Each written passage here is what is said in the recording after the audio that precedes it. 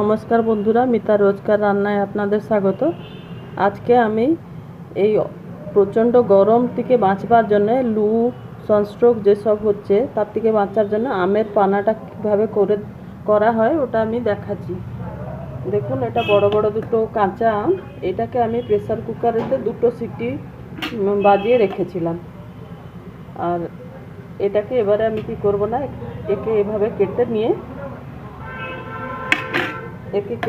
এর যে ভেতরের যে শাঁসটা আছে একে চামচেতে পুরোটা বের করে নেব।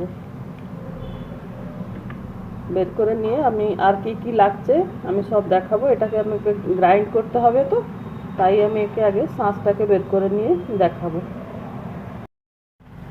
আমগুলোকে এইভাবে আমি কুচি কুচি করে কেটে নিয়েছি। সবটা একসঙ্গে তো গ্রাইন্ডারে জায়গা হবে না, আমি দুবারেতে এটা করব।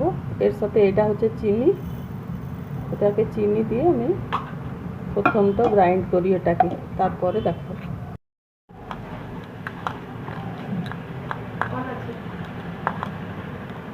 যেগুলো গোটা গোটা ছিল ওগুলোকে একটু ছেঁকে দিলাম এই ছাঁকনিতে।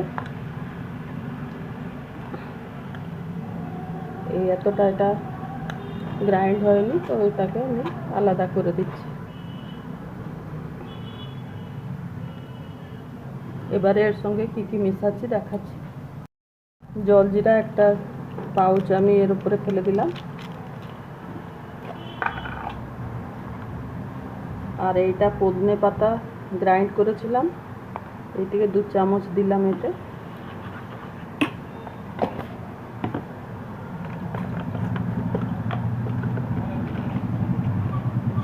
বিট নুন 1/2 চামচ দিলাম।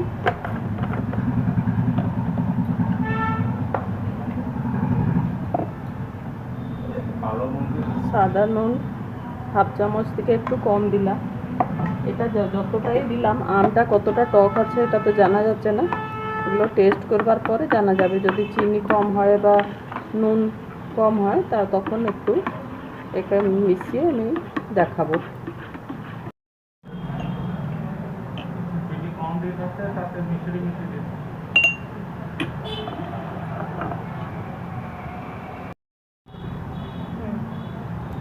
চার চামচ মতন এই গ্লাসে দিয়ে দিলাম, দিয়ে জল মিশিয়ে দিচ্ছি। যে যদি বরফ খাবে, বরফের কিউব একটা এর ওপরে দিয়ে দিয়ে একে গুলিয়ে দিয়ে তারপরে এইটা শরবতটা পুরো রেডি হয়ে গেল।